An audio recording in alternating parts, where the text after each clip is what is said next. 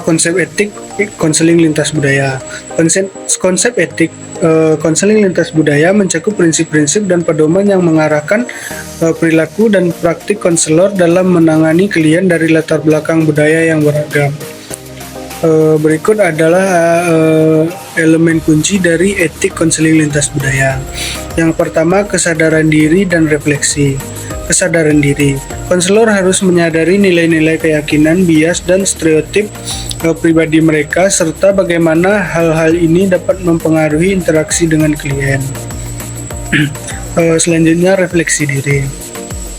Terus-menerus merefleksikan pengalaman dan reaksi pribadi terhadap perbedaan budaya untuk meningkatkan sensitivitas dan efektivitas dalam konseling. Yang kedua, penghargaan terhadap keanekaragaman, pengakuan keberagaman, mengakui dan menghargai keberagaman budaya, etnis, ras, agama, gender, orientasi seksual, dan faktor identitas lainnya.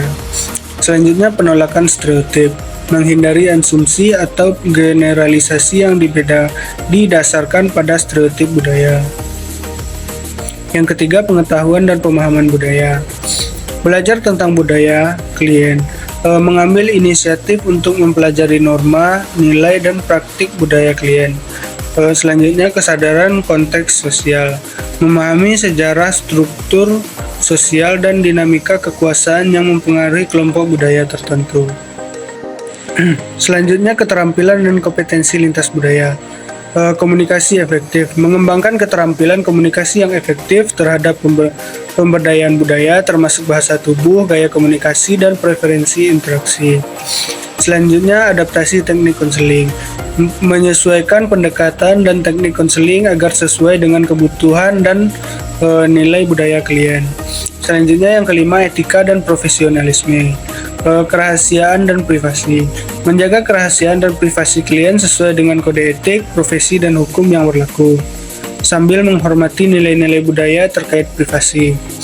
Selanjutnya, keadilan dan norma diskriminasi, memberikan pelayanan yang adil dan tidak diskriminatif kepada semua klien terlepas dari latar belakang budaya mereka. Yang keenam, kolaborasi dan dukungan. Kolaborasi dengan komunikasi, berkolaborasi dengan pemimpin komunitas dan profesional lain yang memahami budaya klien untuk menyediakan dukungan yang lebih komprehensif.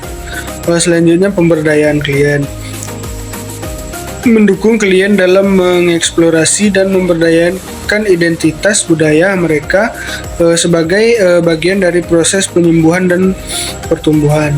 Yang ketujuh, pengembangan profesional berkelanjutan, pelatihan dan pendidikan.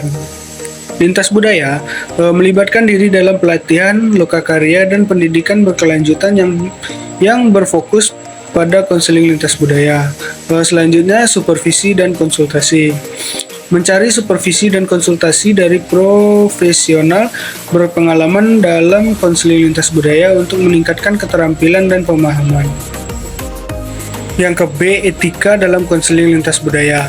Menurut Penderson 1980 dinyatakan bahwa konseling lintas budaya memiliki 3 elemen, yaitu yang pertama, konselor dan klien berasal dari latar belakang budaya yang berbeda dan melakukan konseling dalam latar belakang budaya atau tempat klien. Yang kedua, konselor dan klien berasal dari latar belakang budaya yang berbeda dan melakukan konseling dalam latar belakang budaya tempat konselor. Yang ketiga, konselor dan klien berasal dari latar belakang budaya yang berbeda dan melakukan konseling di tempat yang berbeda pula. Selanjutnya, menurut Penderson, Leonard, dan Dragons, dalam Center 1991 dinyatakan bahwa beberapa aspek dalam konseling lintas budaya adalah: yang pertama, latar belakang budaya yang dimiliki oleh konselor; yang kedua, latar belakang budaya yang dimiliki oleh klien; yang ketiga, asumsi-asumsi terhadap masalah yang dihadapi selama konseling; yang keempat, nilai-nilai yang mempengaruhi hubungan konseling, yaitu adanya kesempatan dan hambatan